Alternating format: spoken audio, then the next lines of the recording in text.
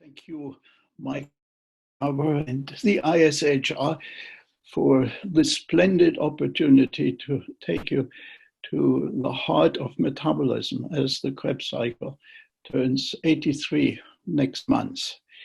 The webinar series, I think, has become a, somewhat of a community building event. And our community lost one of its best when Lionel Opie died on February the 20th in Cape Town at the age of 86. So this is briefly mentioning the passing of Lionel Opie, and I think it's appropriate if I spend the first 3 minutes of my presentation remembering Lionel, because Lionel was a member of the Krebs lab in his formative years in the 1950s for 2 years when he was a Rhodes Scholar in Oxford. I first met Lionel when I was a cardiology fellow at the Brigham in the 1970s, and recently had occasion to review some more papers, and I found even the notes I took from Lionel's lecture. Lionel was a superb communicator, synthesizer, and a community builder, really. And he left us with many legacies, and 4 of them I will mention briefly. 50 years ago, when Lionel was 36 years old and just a newly appointed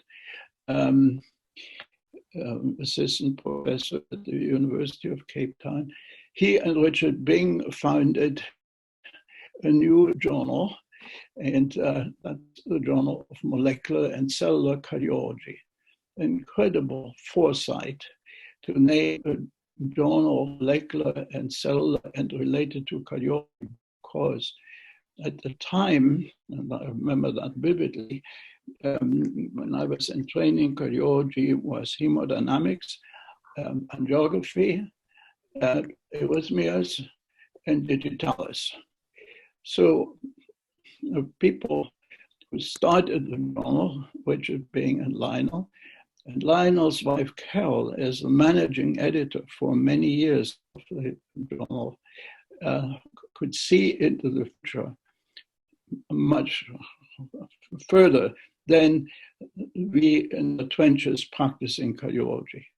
The names of the original editorial board are listed on the left, and they're led actually by Hans Krebs. And the first and last of the name, Hans Krebs and Ed Sonnenblick, both had decisive influence on my own career, but there are many other recognizable names. The journal was called the Yellow Journal because it had a yellow cover and still has a yellow spine. Organ Khan is now the editor-in-chief, and the journal is prospering as the journal of the International Society for Heart Research. Opie and Bing owned the journal originally and then donated it to the society. So wonderful, wonderful memories. 25 years ago, Lionel started an intense collaborative effort with Derek Young and Derek Hausenloy at University College in London in the form of the Hatter Institute, the only institute that I know that bridges cardiovascular research in 2 continents in an organized way. Then 25 years ago, Lionel also started, was very successful, writing is very successful, very thorough and informative books. One is Heart from Cell to Circulation, and the other one is Works for the Heart. Both are very popular and continue to be popular. Again, community builders. And lastly, Lionel is remembered for his mentorship, and one of his mentees, Sandrine Lecour, has kindly allowed me to share these pictures with you. They came out in the European Heart Journal very recently, showing Lionel at his best in a group of his lab, and together with Sandrine. And I'm very happy that the ISHR will have a special commemoration of Lionel at the next meeting in 2021. So this is remembering Lionel. We are, all of us, are extremely grateful for his leadership and his ability to bring us together and to communicate the essence of cardiac physiology to a wide audience. Now onto the Krebs cycle. And before I talk about the Krebs cycle, I would like to share with you 3 slides that show what I've learned in 40 plus years of cardiac metabolism. And they are quite simple slides. The first slide, though, is a composite slide, and will take a little bit longer than the other 2 slides. And then we get into the Krebs cycle and stay with the Krebs cycle to the very end. So in our world, the heart is like an engine, like the car engine. It converts chemical energy into mechanical energy. And the chemical energy in the form of fuels and oxygen was turned into CO2 and water, and what's in between is metabolism. Metabolism serves first and foremost to fuel the engine through the breakdown of energy providing substrates, ultimately leading to the phosphorylation of ADP to ATP and cardiac work. So metabolism and cardiac work are really inseparable, and we know that in myocardial ischemia, and we know this with adrenergic stimulation, and that follows contractile function dictates the rate of cardiac metabolism. And this allows the heart to respond to a large number of environmental stresses: hemodynamic, neurohumoral, inflammatory, metabolic, and ischemic stresses I've listed here on the left-hand side. And both are the result of changing fluxes and maintaining homeostasis. It's very important. Now, as we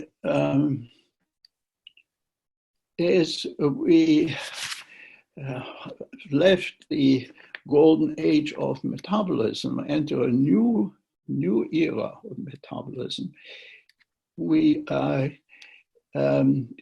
increasingly aware of the role of metabolism in controlling the redox state of the heart. And we've had many examples for this in our series now already, as recently as yesterday.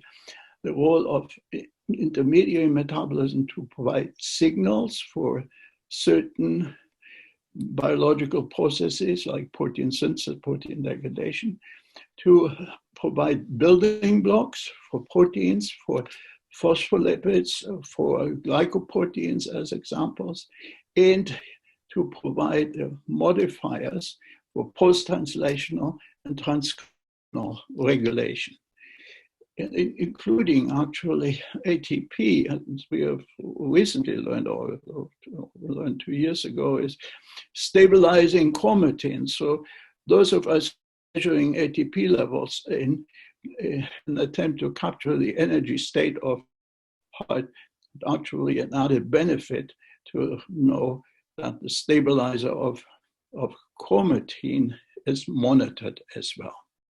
So that's my view of metabolism. Now, inevitably, this field has become very fragmented, and each one of us has a favorite player in this drama, the drama of metabolism.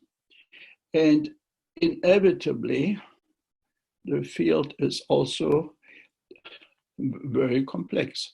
This is a chart of metabolic pathways that sort of I have kept around since I graduated from medical school, more or less, and that was 50 years ago. So the metabolic pathways, the pioneers of this discovering metabolic pathways have left us a tremendous legacy, as Mike already alluded to at the beginning. Now, you will see at the center of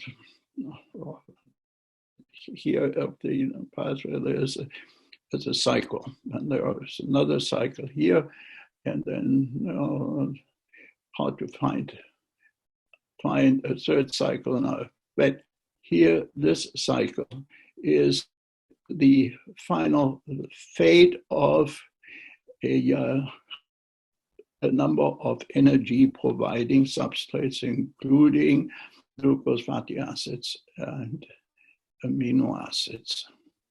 And this cycle is the Krebs cycle, and this shows a picture of Hans Krebs teaching biochemistry students in Oxford in 1963, the Krebs cycle in his back behind him.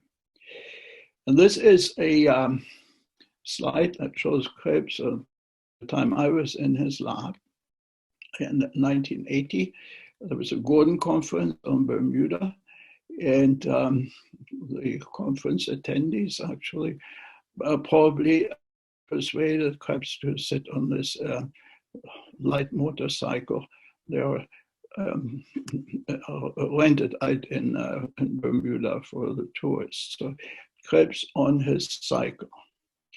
And this gives me reason to describe to you some of Krebs's personal attributes, as I remember, and I consider myself extremely lucky to have been accepted into his lab initially for 6 weeks, and then I liked it so much that I stayed for 3 years. One of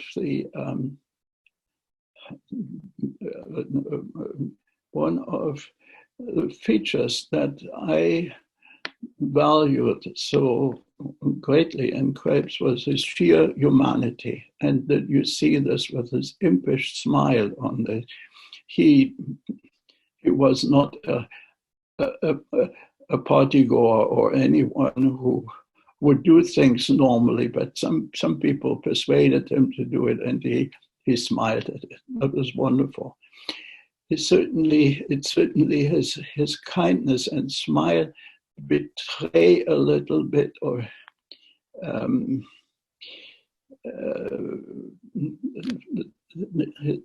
one side of his personality, but they also do not show the incredible discipline that he applied to himself and he expected of others. And sometimes he would interject or tell us some wisdoms of life that he has picked up in a rather turbulent life early in his career. When he came up with a Latin saying, this is a little bit antiquated now, but he would say, well, didn't you learn in school? Always be strong in the cause and flexible in the way you reach your goal. Fortiter in re, suaviter in modo. And that was, I think, described his mind and character very well. He was a very strict in a way, and at the same time curious, always curious. As an example of what's little known, he kept a garden for 1 acre size, and he tended to the garden himself. And he often mentioned, or he mentioned to me at least once, that he got his best ideas on gardening. And he knew each and every plant, and he actually cultivated plant collections, and he knew each and every plant by its English name, by its Latin name, and by its German name. And he would not rest until, if he saw a new plant, until he found out. And that was really also reflected in the autobiography he wrote in his last year of his life. And that is this book here, Reminiscences and Reflections.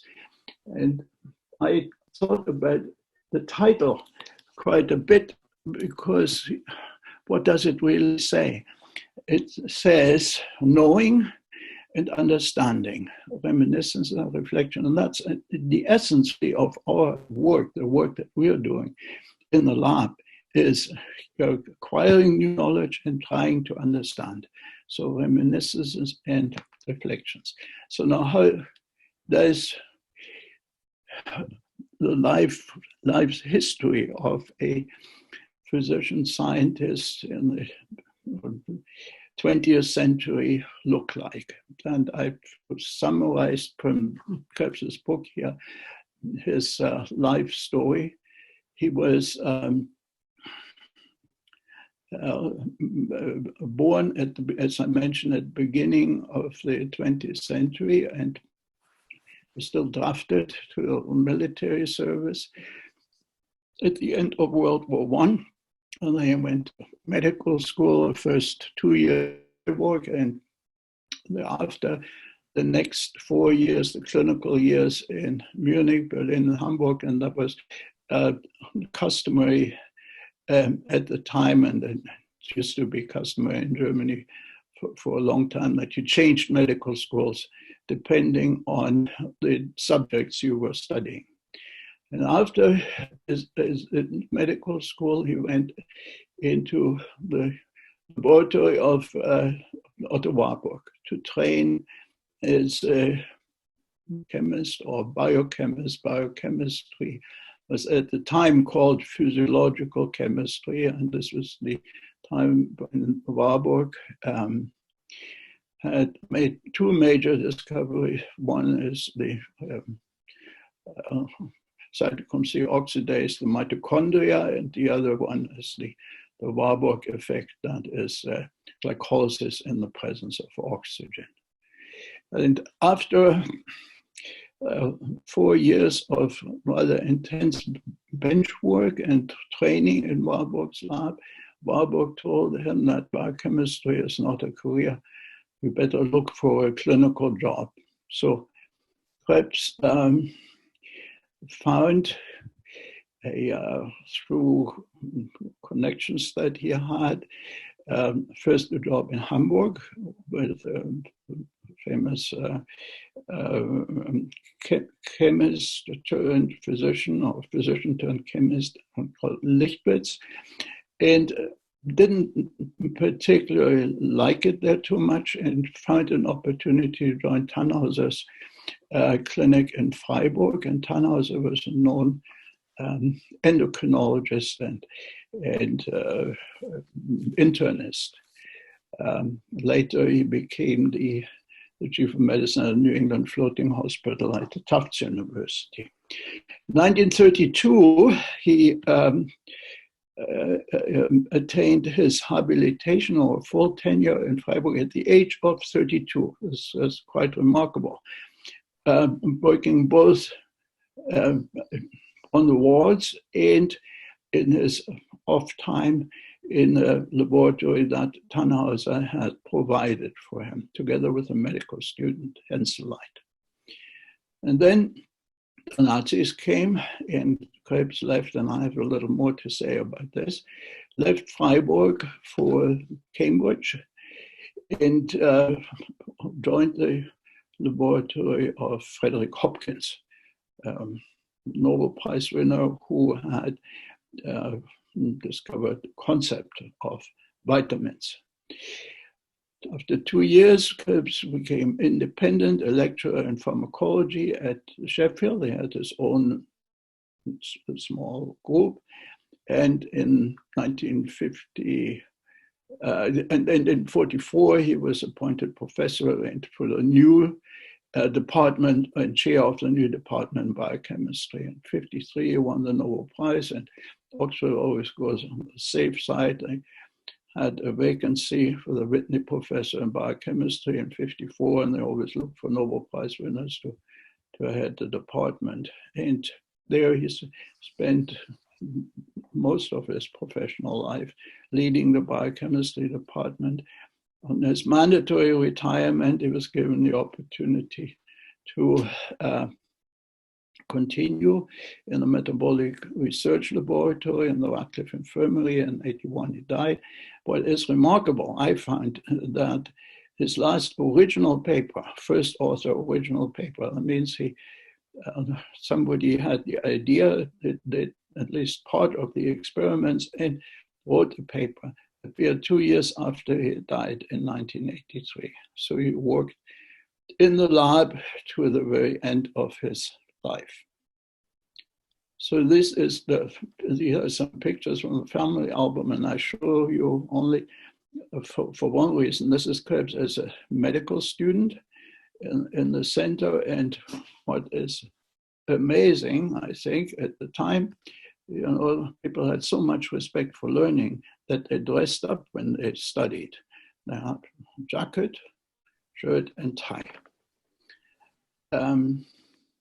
This here shows a picture, a later picture of Krebs with Warburg at a conference. They were both already established, and then Warburg was also somebody who worked late into his 80s until he passed away.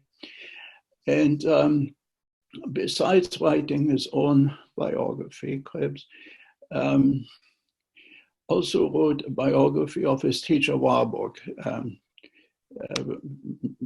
in his last years of life. And Warburg taught Krebs laboratory methods, and in particular the tissue slice technique and the Warburg manometer, a measurement of metabolic rates.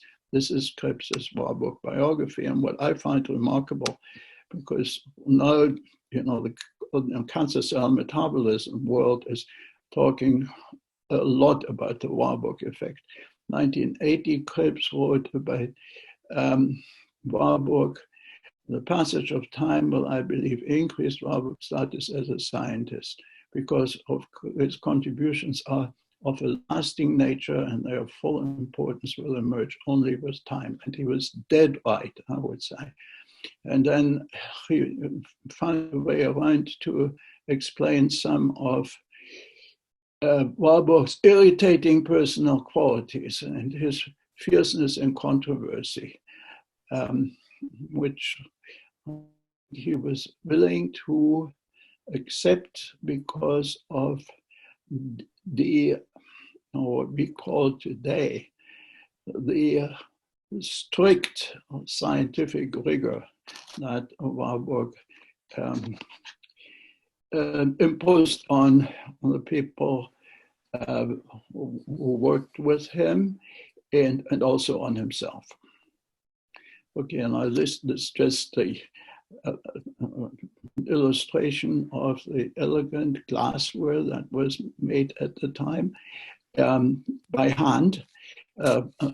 Several incubation vessels of the Warburg apparatus, manometer, and measured oxygen consumption, CO2 production. And depending on the nature of the experiment, of course, it was mainly tissue slices or homogenates. And this down here is a water bath. Nowadays, our water baths are much more compact and much easier to handle. But I show this only to lead us to the discovery of the first metabolic cycle that was ever described, and that was by Krebs when he was in Freiburg. An amazing arrangement, actually, for a young man. He was not married. The university hospital was just newly built in the 1920s. These were also times of economic hardship, actually, and a very wise investment of the government. And the young physician scientists were provided with small apartments, and this was a picture of Krebs's apartment. So the environment was excellent at the time. And this is Krebs at age 32, when he described the urea cycle. He made the discovery in liver slices that the addition of a catalytic small amount of ornithine increased the production of urea by about 1,000-fold, and it was enormous. And then he concluded his work in urea synthesis. Well, it passes through a circuit corresponding the following scheme. And this was the first metabolic cycle. Up until then, every metabolic pathway was linear. So now here we have a cycle, a first cycle. And that was greeted with great enthusiasm, actually. This is the letter of the editor of the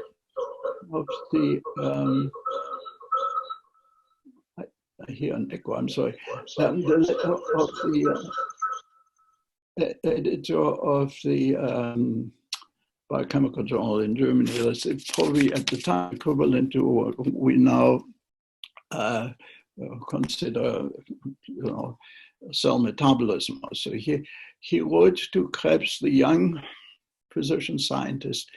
The editor wrote, "I thank you very much for your beautiful paper." What a language. And then your paper arrived here on the 14th and will soon go into press. I'm very anxious to see what else you will bring forth in this direction and can only congratulate you heartily for your results up until now.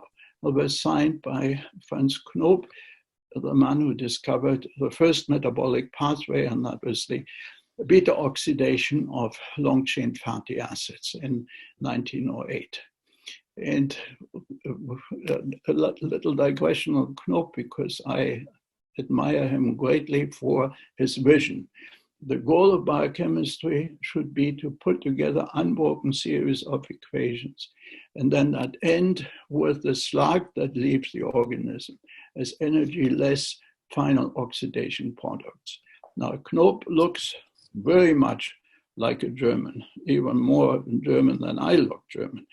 And I admire him besides his scientific vision and his outstanding reputation for scientific rigor. When the Nazis came to power and some of his colleagues lost their jobs, he resigned. And he resigned and went into voluntary retirement. So back to Krebs. When things were going well, and they were going extremely well with the discovery of the urea cycle, the dean of the medical school wrote to the chancellor of the university in Freiburg, Dr. Krebs will be a special asset to the teaching body of the university. That was December 14th, 1932. Now comes New Year, 1933, on the 30th of January, the Reichstag passed the Ermächtigungsgesetz, so Hitler became chancellor. And the Nazis didn't take much time. 2 weeks later, they passed a law on the reconstruction of the civil service, and all members of the Jewish race, irrespective of their religion, are placed on leave of absence until further notice. And Krebs was protected somewhat because should such leave cause immediate danger to patients, the leave may be delayed. But still on April the 12th, 1933, Krebs received a notification of immediate removal from office. In June, he left Freiburg for England. And this was foretold already by Hitler in his manifesto in 1928, that if the dismissal of Jewish scientists means the annihilation of German science, then we shall do without science for a few years. It's shocking.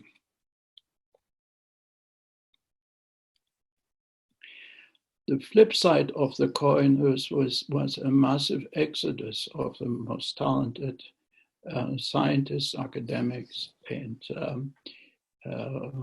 literary personality. The physicists, a group of physicists is shown here on the book cover of a book of personal reminiscences and interviews by Jean Metabolic, widow of Peter Metabolic, the Nobelist, and by David Pike, a GP in Oxford. And you see here in this group of physicists, many of them are actually part of the Manhattan Project, and Einstein is the poster child of the Refugee Scientists. And in the highly readable book by Metabolic, also some statistics and numbers, 1,700 scientists came to Great Britain, 1,400 to the United States, and 28 future Nobel Prize winners, 16 of them in the UK. And why so many to Britain? Because many thought that this horror would be, Hitler's reign would be over in just a few years. It was just like a bad dream.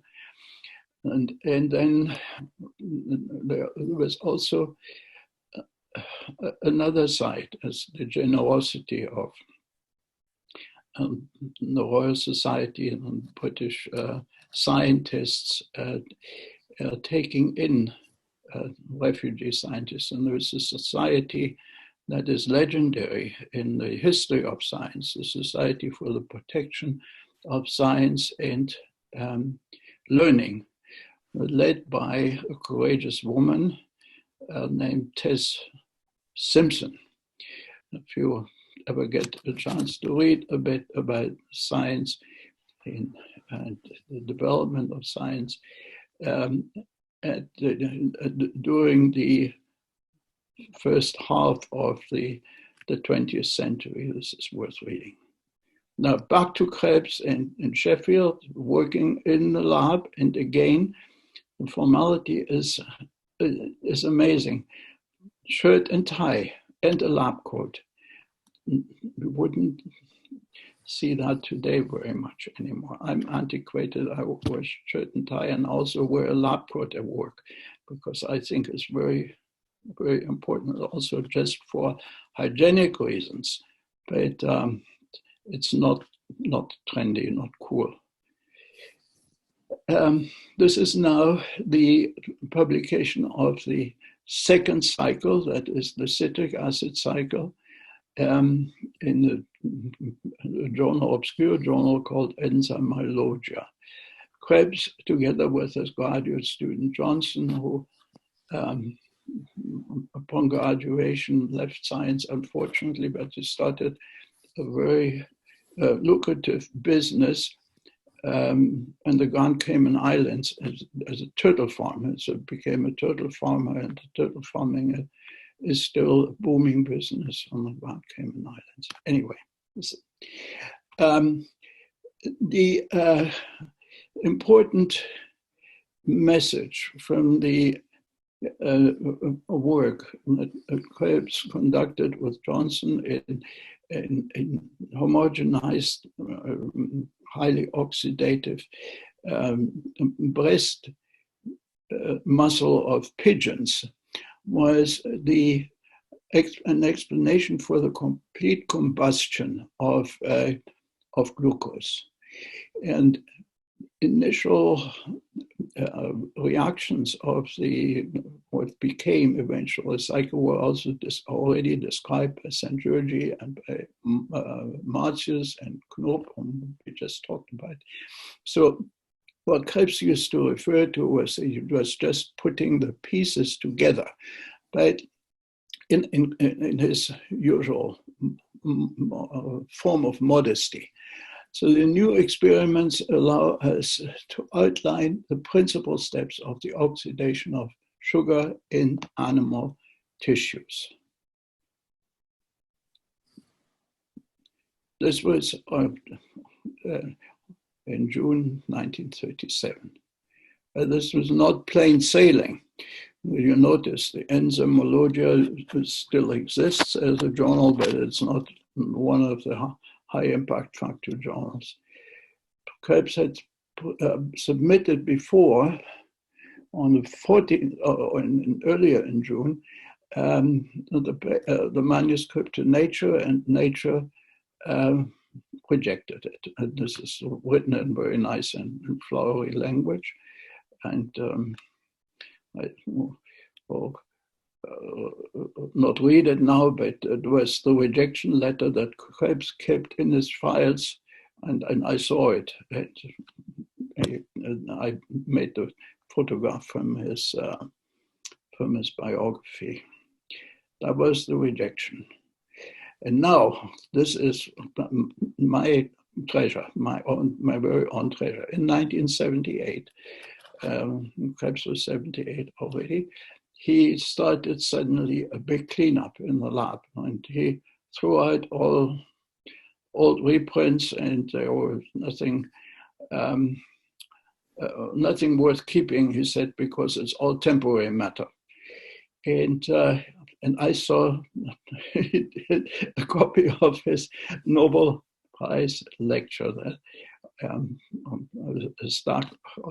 I kept one from destruction, and I asked him, Prof, you need to sign it, and he signed it for me. So I'm immensely proud of this.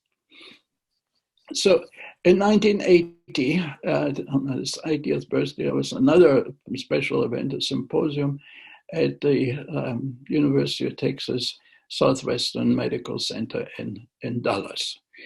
And the biochemists got together and to honor Krebs, and everyone had to fill out a little questionnaire, answer to 5 questions.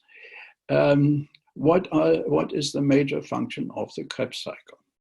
Well, this is the way the biochemists entertain each other. We do that sometimes too at meetings. And so the possible answers are: 1, regeneration of oxaloacetate; 2, pick up hydrogen atoms from the medium; 3, biosynthesis of amino acids; 4, prevention of ketosis; 5, elimination of base products of glycolysis. All make sense.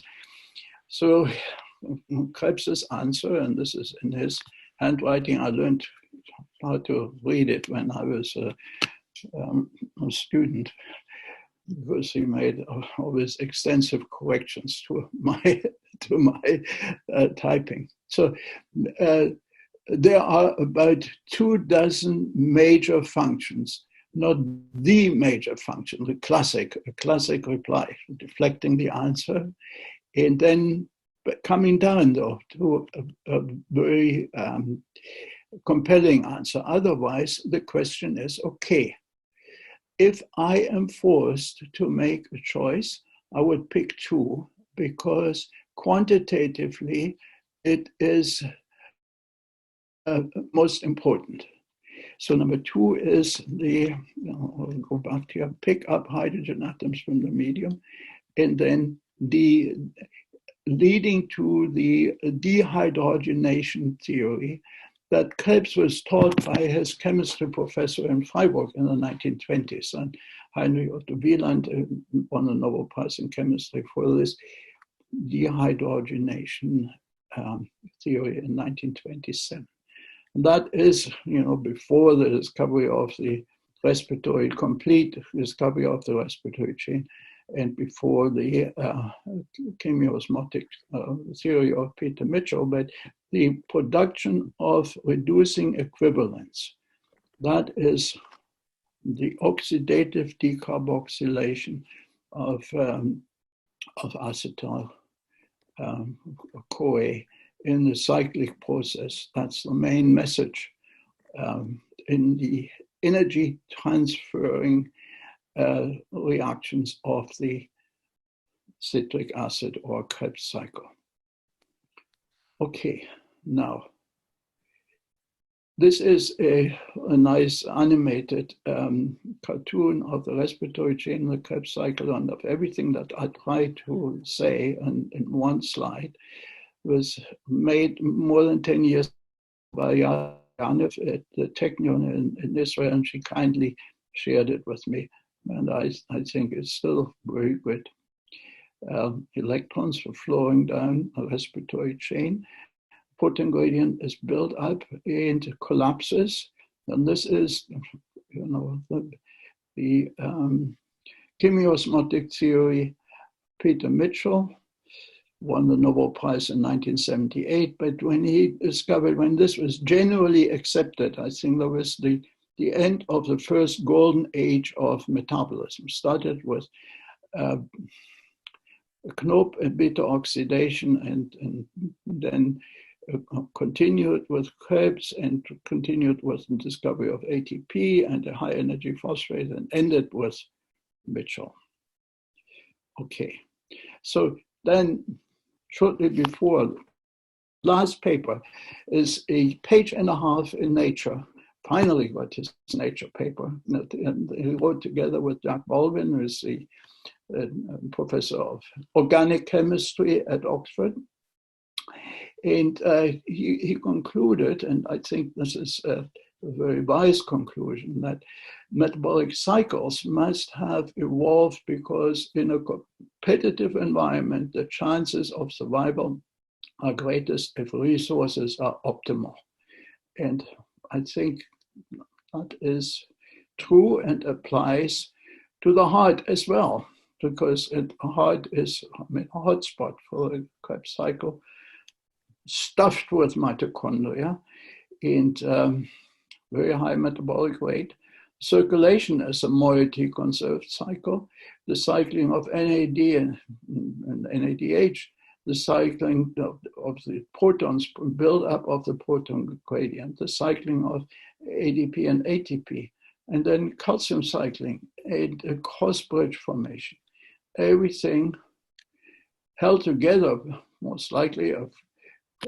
Listened carefully yesterday to Christoph Mark. It's held together by calcium. Calcium cycling is the coordinator of all these cycles. So, cycle at work in the isolated work in Radhardt. That was my thesis project in the Krebs lab. And first thing Krebs said out was made me build the glassware for a new perfusion apparatus. He thought what was available, there was already a working heart preparation available. He thought it was inadequate because the rates of oxygen consumption were not as high as in vivo of the heart, and so set out with the help of Reg Hems, Krebs's senior research assistant for over 40 years, and the glassblower in Oxford, Peter Brooks, to build this. Now you can see it in detail here, but we built this working heart. And the hearts really worked very, very hard there, just as if they were. And it is impressive to see the little heart swinging back and forth in the perfusion chamber. Unfortunately, it's not animated, but it looks very impressive, and you can record the pressure, and you can conduct experiments that fulfill the requirements of stoichiometry and the first law of thermodynamics. Energy cannot be made or destroyed. And for metabolic research, I think this is very important. So we were probing some mitochondrial matrix enzymes in this preparation, and one of the experiments led us to a surprise observation of used ketone bodies, and the heart being a metabolic omnivore, as the only substrate up here. It's the only substrate. Contractile function of the heart declined very rapidly. When we added glucose again, the function resumed properly. That led us to probe the short pathway of ketone body metabolism from beta-hydroxybutyrate to acetoacetate to acetyl-CoA, and initially focused on the sequestration of coenzyme A, which is essential for alpha-ketobutyrate dehydrogenase. We find an inhibition and sequestration and redirection and abbreviation of the Krebs cycle. And by that time, I arrived in Houston. I had a very capable MD PhD student, and we investigated further, and we came up with a compelling reason that I will show you on the next slide for the recovery of the contractile function.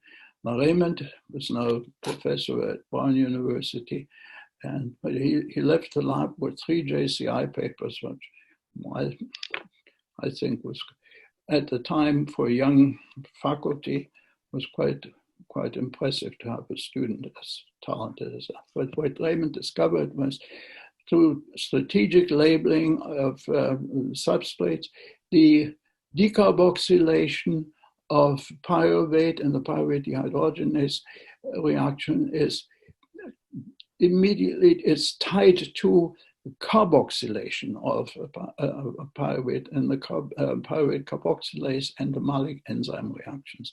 And that results in a refilling of the Krebs cycle intermediates in the form of oxaloacetate and malate, and the process that Hans Kornberg has already termed anaplerosis. And the concept of anaplerosis has since been proven in many different models, including and especially in heart metabolism probe with stable isotopes. So on to one more aspect, and that is best introduced by a quote from Albert Szent-Györgyi, whom I already mentioned, somebody who was instrumental in Krebs's transition from Germany to Cambridge. Szent-Györgyi had been, was a Hungarian who had been in Hopkins' lab at Cambridge already, and he put in a good word for Krebs, which made it possible for him to go from Freiburg to England. Anyway, Szent-Györgyi is credited with this fantastic quote. I think discovery is seeing what everyone else has seen and thinking what no one else has thought. We are thinking now a lot along the lines of the Krebs cycle as a source of biosynthetic functions, from gluconeogenesis. And if you ask Bradhill, there is gluconeogenesis even in heart muscle. De novo fatty acid synthesis, and there is evidence for this as well. Purine nucleotide synthesis, and pyrimidine synthesis, and of course, acid synthesis. So the biosynthetic functions of the Krebs cycle, I think, will be are already and will be a hotbed for future investigation. And the last few minutes I will share with you current work. It is done by Anja Karlstedt, postdoctoral fellow in my lab, who came to us with a very strong background in systems biology. And her discoveries have led us to think in a completely new way, and I think it's a cool idea. Oncometabolites actually ultimately dictating gene expression in the heart. And this is based on earlier observations and brought to our attention by Peggy Goodell and her lab at the Baylor College of Medicine, that a mutation of the enzyme isocitrate dehydrogenase 1 and 2 and 3 results in the neomorphic transformation of the enzyme and the production of an oncometabolite, D2-hydroxyglutarate. And D2-hydroxyglutarate differs from alpha-ketoglutarate only in the 1-hydroxy group. And it's produced in high quantities and circulating levels in the millimolar range by acute myelogenous leukemia cells and by glioblastoma cells, certain forms of it, but in measurably high. On these patients actually also develop cardiac problems. In a model of acute myelogenous leukemia, Bill Kalin and his group at the Dana-Farber Center, the Taegtmeyer and Mosley, have already shown in 2014 cardiac hypertrophy and failure, but the mechanism for this observation is not known, and it decreased survival, you see here. Kaplan-Meier curve. So Anja, and this I'm a little bit embarrassed to show the front page, but only once before my small lab has made it to the cover page of a journal. This is Anja discovered that the oncometabolite dehydroxyglutarate impairs enzyme alpha-ketoglutarate dehydrogenase, a key enzyme in the Krebs cycle. And with it, it impairs contractile function of the heart, but it does even more. And that I will show you in the next few slides. This here is just shows that the overexpression of the IDH2 mutation increases the serum levels of D2HG, and our approach to unraveling metabolic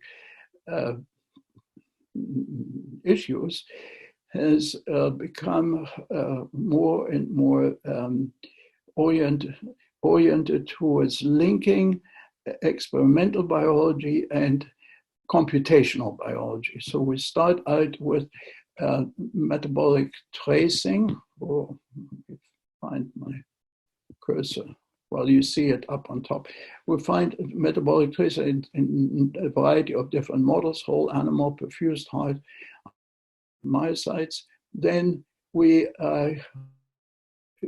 use the data and feed them into systems-based flux analysis. And from there, we pick out the relevant steps and look at the cake pathway analysis for the properties of the relevant enzymes. And then we start the whole cycle again until we, and this is what we find out. This is Anja's Cardionet. That is a simulation. If you listen to Dr. Sossaman's talk, you remember all these networks and incredible, bewildering computational biology. I have great respect for it. So I refer always to Anya. She can do all this. This is her Cardionet. This is her modeling, constraint-based modeling. And this is what you find out with perfused hearts without a D2HG supply. And when the D2HG is increased, then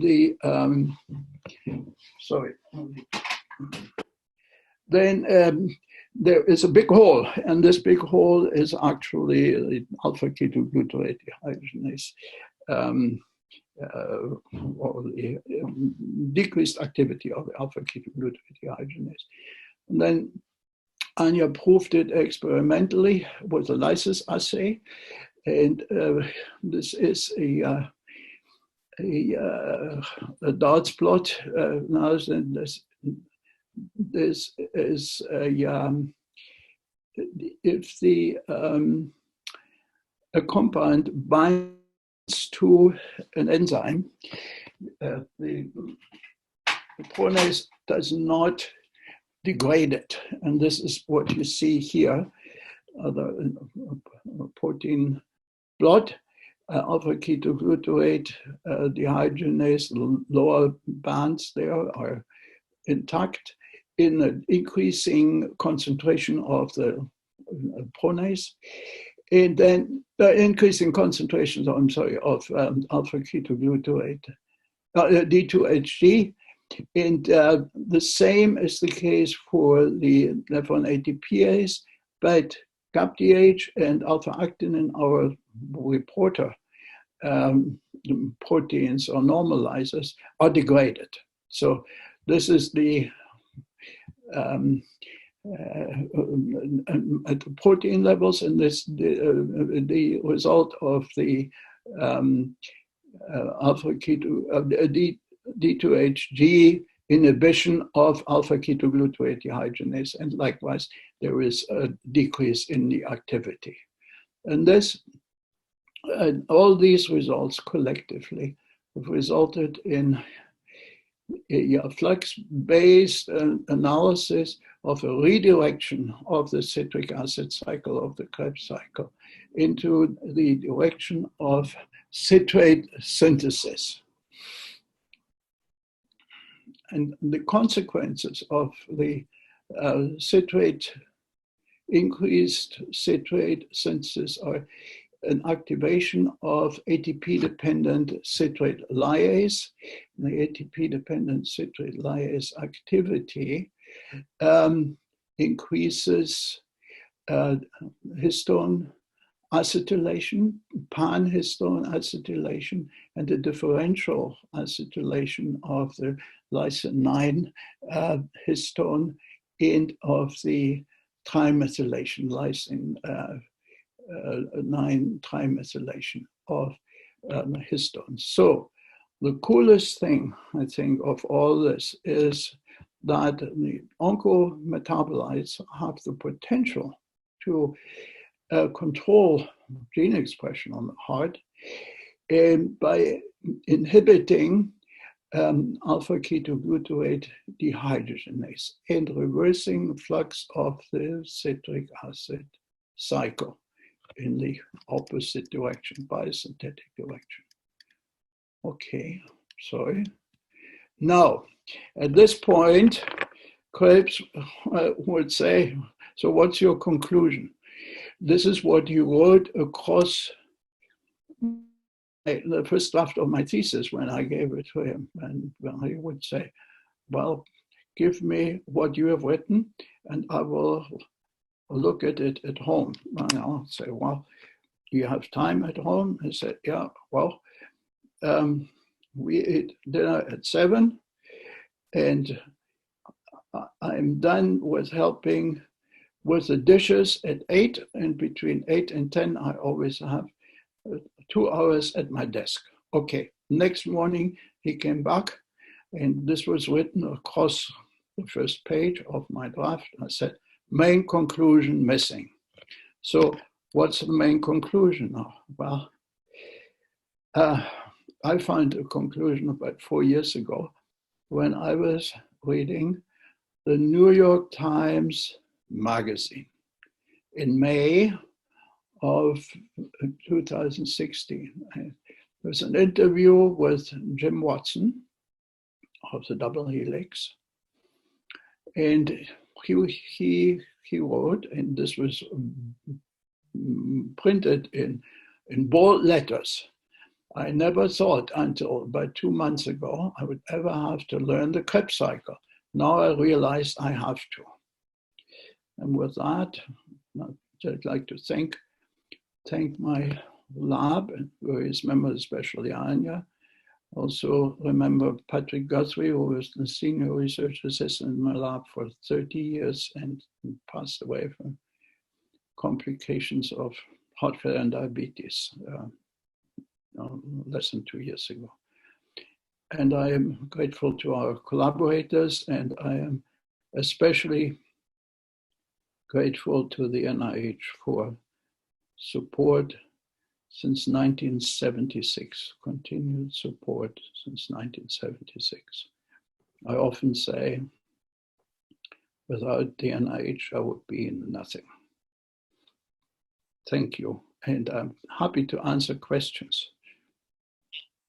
Heinrich, that is absolutely magnificent. I have made lots of notes, and I would like to spend the next 20 minutes talking to you about them, but I'm not going to, because that would be selfish.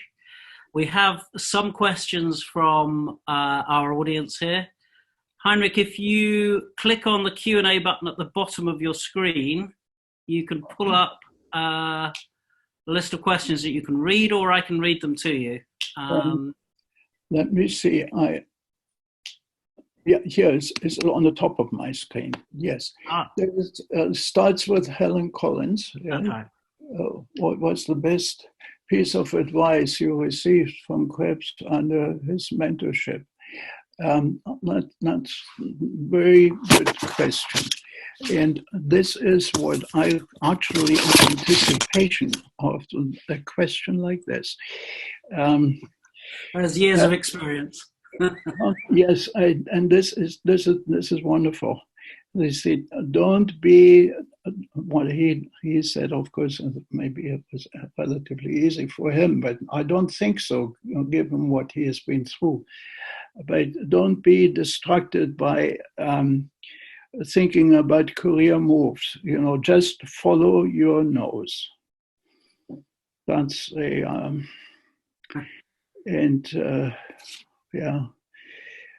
And the other thing that's little Latin motto, be tough, but be gentle in your methods, in your way. Konstantinos Dosatos, Hi Costas, thank you for being a role model, for keeping up passion about scientific research and cardiac metabolism. There has been a lot of discussion about the balance between fatty acid oxidation, glucose oxidation as a source for cardiac ATP synthesis. Yes, very, very correct. And I have something to say about this.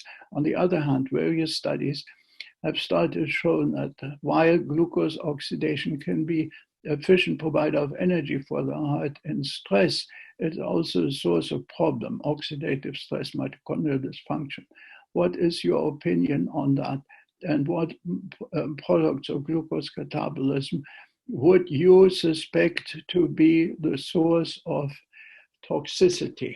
But now the essence, I think, of the work that we did with the isolated working heart, which is still a method that we're using in the lab at the present time, shown that the heart functions best when it oxidizes a variety of fuels. So Krebs used to point out the early German literature, somebody by the name of Rosenfeld in the very early 1900s, said fats burn in the fire of carbohydrate, and that would be readily acceptable in a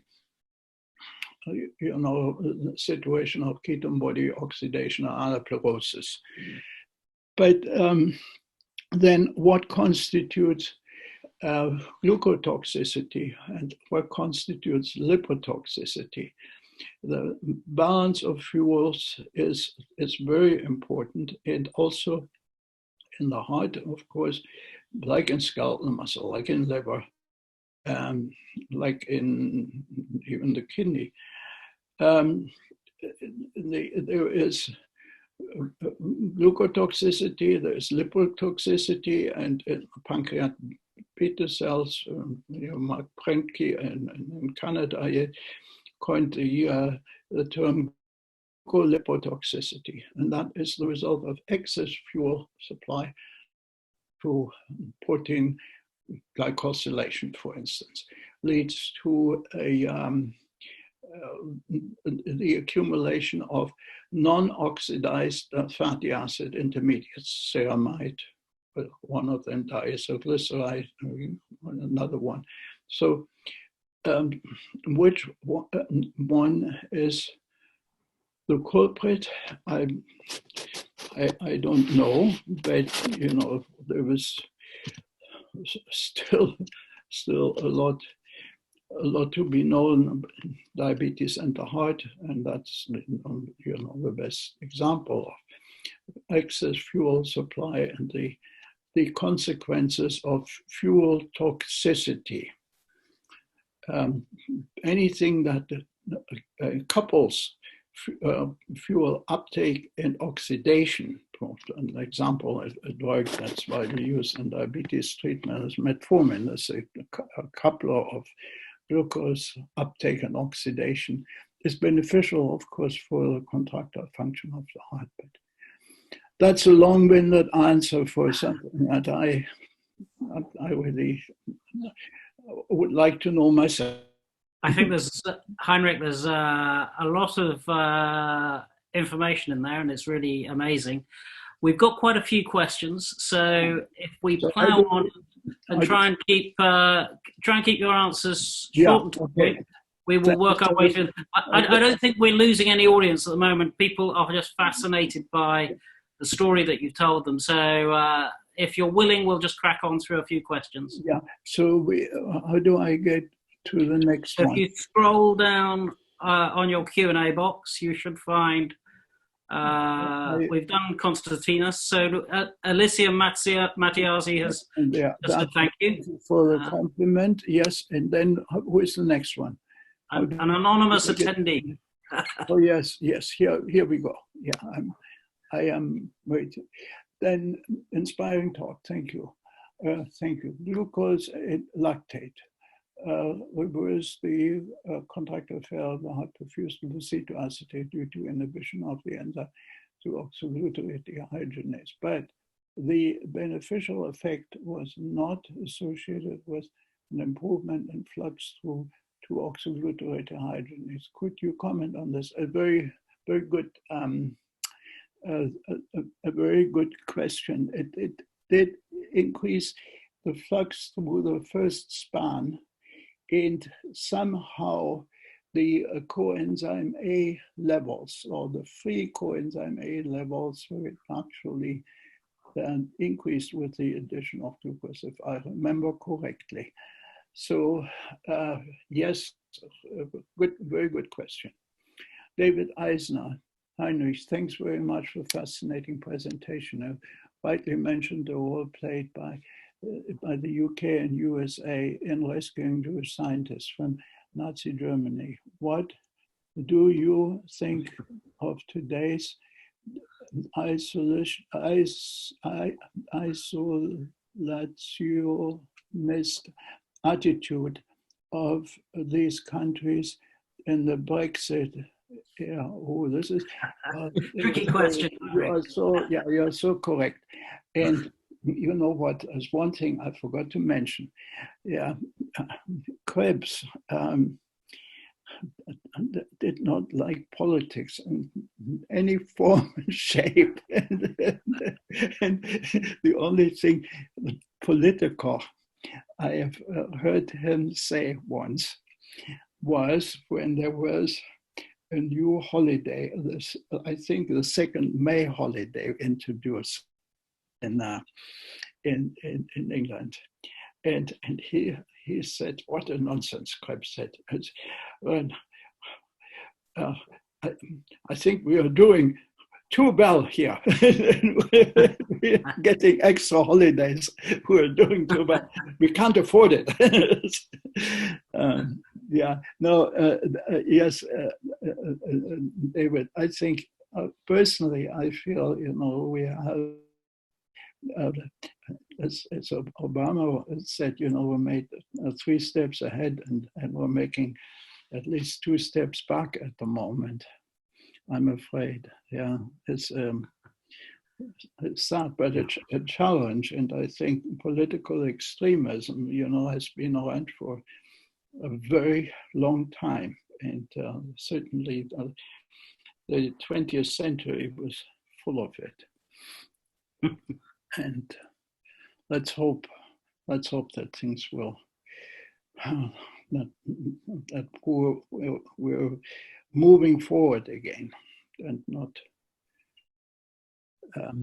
Heinrich, you're not going to solve. No, we're not. We'll continue. We do this privately. Look at Han. No, thank you, Luke, for joining and fantastic and inspiring talk, Heinrich. What is the most important question concerning Krebs cycle and cardiac metabolism that remain unanswered? Oh, this is a nice question. Yes, I think the coolest thing is now the role of the Krebs cycle flux in different directions, and the role of the biosynthetic function, and especially, you know, epigenetic regulation, of course, through acetylation and methylation, but also, you know, post-translational modification is the result of dysregulated or altered flux through the Krebs cycle. Very, very, very nice. I'm sorry. I am now XJ. Heinrich, thank you for your great talk. Thank you, XJ. I mentioned Krebs himself wrote in his biography, you know, there are hundreds of cycles, different cycles, and one very important one, I hope we can devote a session on this at some time, is the dynamics of protein turnover. And work that started also in the 1940s with Rudolf Schönheimer, another refugee scientist. We worked at Columbia with stable isotopes and wrote a monograph on the dynamic state of body constituents. Heinrich, I think we may have skipped out a few questions there, but okay. I'm sorry. You can track back up. You've got a question from which you've answered. And then Viva Rani just says thank you for an inspiring talk. That's Ropolos. And then Viva Rani asks about common targets in cardio-oncological interventions. So I guess it's quite a big question here, but common targets. Can we treat cardiac problems by addressing oncology and the problems? Yes. There is, you know, the metabolism is metabolism in one way or another. I think we have not really begun to scratch the surface on the commonalities of oncometabolism and cardiac metabolism. There's certainly in the the stressed and remodeling heart. It is striking. We've then got Gary Lopaschuk is telling us what his view of the universe is, which is that Krebs cycle is at the center of it. But I don't think you're going to get any arguments from Gary about that. So thank you, Gary. Thank you very much, Gary. He's going to agree with you there. Dunja Akcentovic, thank you for inspiring lots of people. And then we've got a question from Jeff Saucerman. Yes, I greatly appreciate a quote about the goal of biochemistry is writing the equations of biology based on your research spanning from biochemistry to now systems biology. What do you feel the field needs to reach its potential? And what has been lacking to date? Well, I think what's been lacking to date is really what you're doing, an integration, Jeff, of the computational biology and experimental biology. I think that's it. What's all, the models that we have available now, CRISPR-Cas9, and the analytical methodology from pathway, gene ontology, pathway analysis, and there is the trend, I think, is a more, what some people call holistic approach based on a vast amount of information, a vast amount of data we already have. And you've shown this very nicely in your talk, Jeff, a few days ago. Heinrich, we've still got about 10 more questions. Okay. If you're up for going through them, you've still got a very good audience, and I think a very happy audience. So if you're willing. Oh, yes, I'm I think Rudo Fischmeister has just a very nice comment. Thank you very much, Rudolf. You're wonderful. Thank you. He says how important it is to stand on the shoulders of giants, but also find your own way. But I could add personally, from my experience, one of the things the students always say to me is it okay to cite a paper before the year 2000? Always they ask me this question.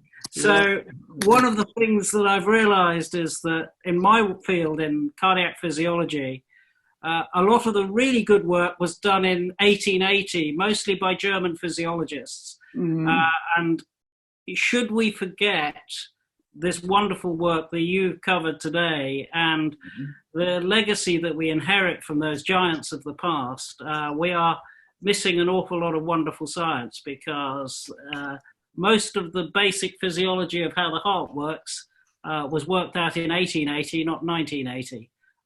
So thank you for reminding us of that. And Rudo said the same thing. Chris Bembotsky has got a question.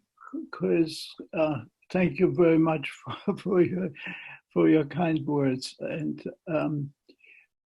but whether in vivo, the levels of D2HD in the heart actually reach millimolar levels that Anya showed to inhibit isocitric dehydrogenase in the in vitro assay. Yes, they do. And we have, drawn our experimental design from published data in the ACBE, but also from MD Anderson. Patients who were levels of patients with IDH2 mutations and where levels of D2HD were measured in the plasma. It is in at least in the range that has been reported.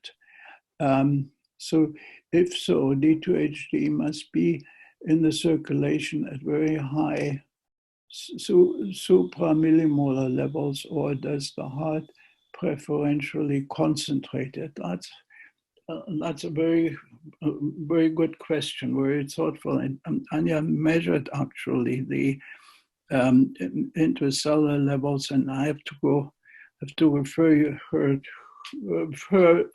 you to her paper. But we discussed this issue at length when we were designing the experiments, and I need to refer you to her paper. Very good. Thank you much. Mikhail Lazaropoulos. Thank you for a compliment. Is there any role of the D2HD in the fetal gene program during heart development?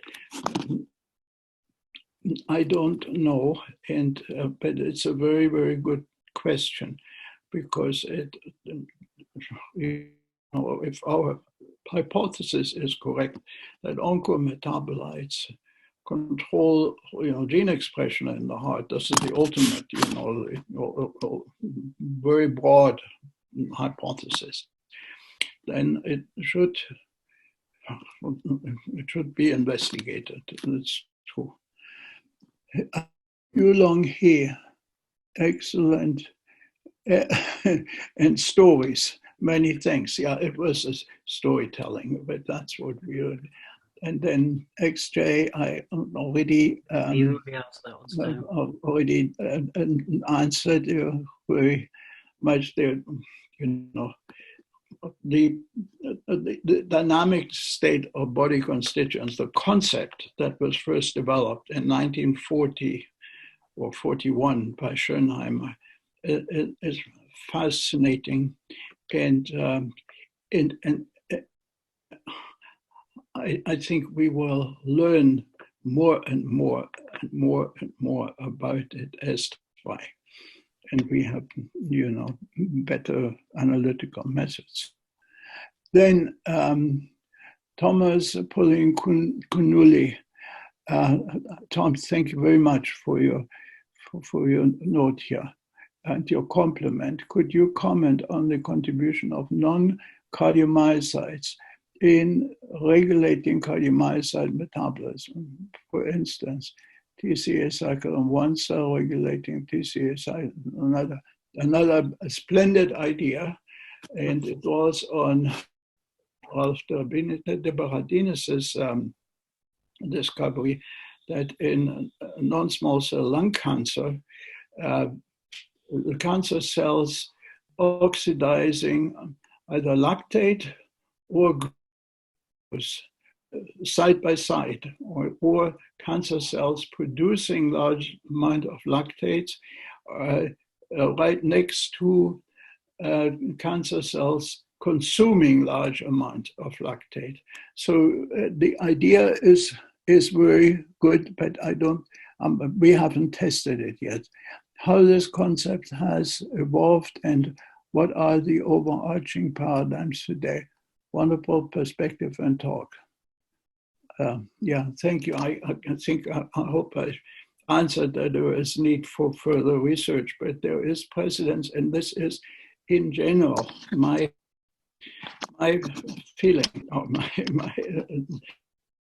assessment is we need to talk more to the people who do cancer cell metabolism or investigate cancer cell metabolism, because we can learn so much from each other.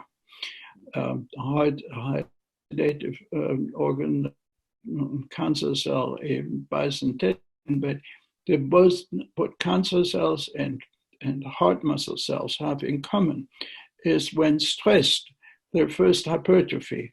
The heart muscle hypertrophies and fails, and cancer cells, hypertrophy and divide and proliferate.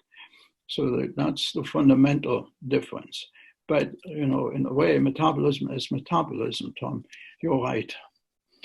And then Michael Dodd's probably the next question. Some compliments from the audience. There is one question I think that was missed from Helen Collins at the top. I don't know if you covered it. The very first one? Yes. We did the very first one. Oh, did you? Okay, sorry, I missed that. Yeah. So Michael Dodd asks about the difference between L and D 2HG, and is there a role for the different forms of 2HG? Michael Dodd? Yes, I'm aware of it, of a difference, but I can't talk intelligently about it at the moment. Yes, I am very much aware of the difference between L2HG and E2HG, but I have to refer you to Google. I'm sorry. The next question from Kaja, I think we've answered the one from Kaja already about advice to young career researchers, which you already said, don't worry about your next promotion or your next job, follow your nose. I think that was your advice. So I think that's never cease to be fascinated by your science. I think that came across from everything you said. So follow your nose and enjoy your science, I think seems to be a good take-home message. You've got an anonymous attendee here asking a question about asparagine. Yes, well, we have not used asparagine, we have used isoleucine and valine, and had the same anaplerotic effect and also on contractile function. Leucine is broken down to acetyl-CoA, had no effect, but under asparagine we haven't done it. Very good, very good. Thank you. We're in danger here of Heinrich of people are typing in questions faster than we can answer them, but we're nearly at the end. So if you're willing to stick with us, we've got about 3 more questions. So Fabio Delisa. Fabio, thank you very much, Fabio. And I enjoyed your recent work in 2HG, yet I still admire your work on succinate. Do you see room for succinate, another oncometabolite, in cardiac hypertrophy and failure?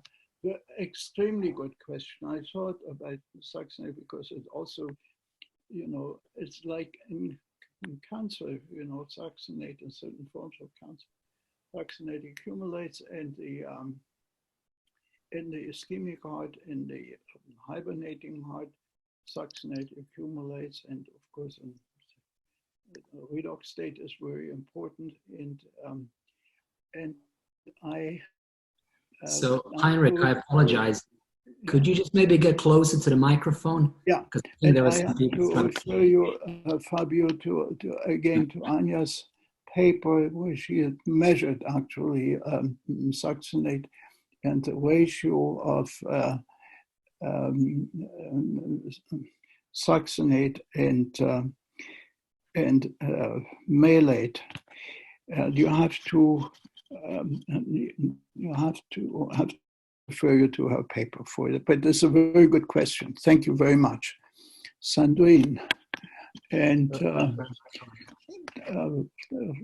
she thanks for the tribute to Lionel. And I know that Lionel would have been very sensitive to your kind words. He would have enjoyed your lecture as the picture of on his motorcycle was definitely one of his favorites. I thank you for sharing this with us, the life of Sir Hans and his fascinating discoveries. Last but not least, I'll thank you for conveying passion for cardiac metabolism to the younger generation. That's very kind. Thank you very much, Sandrine. Heinrich, I am always going to view the Krebs cycle in a slightly different light now that I've seen it was a 50cc motorcycle. Yeah. Now I have lost. 2 more questions and we're done. Yeah, I have to catch up now. I'm falling behind here. Let me see. Oh no, 3 more. Yeah, Michael, here is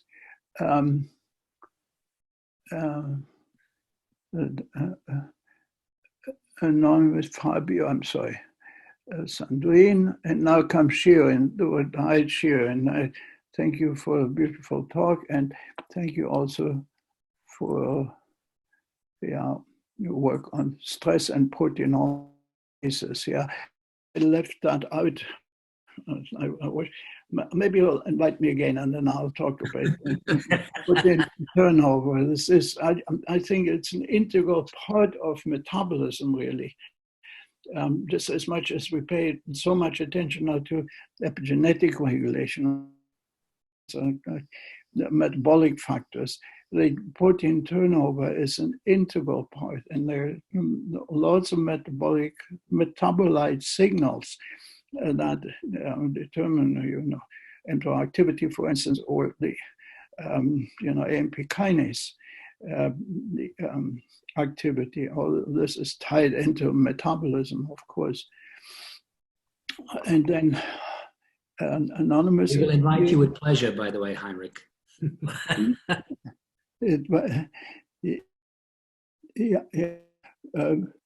Oxaloacetate, CoA, and alpha-ketoglutarate are the limiting factor ketone body oxidation.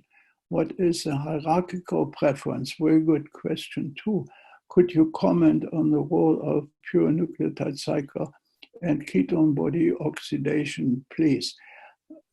Combined, I don't think they have really been examined. And the pure nucleotide cycle I looked at once earlier in my career. It's actually a single author original paper in the JMCC that I wrote some 35 years ago. And I imposed different workloads on the heart, and the pure nucleotide cycle did not change. And that was my observation at the time. That's all I can say. I have to read up on it. I'm sure if it was true 35 years ago, it's still true, Heinrich, as you amply demonstrated. So thank you. One last question from Fabio, which appears to be for me. And the answer, Fabio, is invite me to Padova and over a glass of wine, maybe. Good. And you have to invite Davor and Heinrich as well, I think. Yeah, we will do the singing. Yeah, absolutely. We will do the singing. So on that rather strange note, I think I should thank Heinrich. Heinrich, thank you so much for a truly, truly inspiring webinar. Lest we forget the contributions of these people, it's just amazing for me to learn the story that you've told us today. It's been an absolute pleasure to listen. I think the pleasure is demonstrated by the number of participants who stuck with us for a length of time, and thank you also for going through all the questions very carefully. So Heinrich, it's been a real joy listening to you this afternoon. I hope everybody around the world has enjoyed it as well. Thank you so much for sparing the time to talk to us today. It was my pleasure. I'm really happy about it. Thank you. Heinrich. Thank you. Thank you. Heinrich, on my behalf as well, I'd like to thank you. Incredible work, incredible talk, incredible webinar.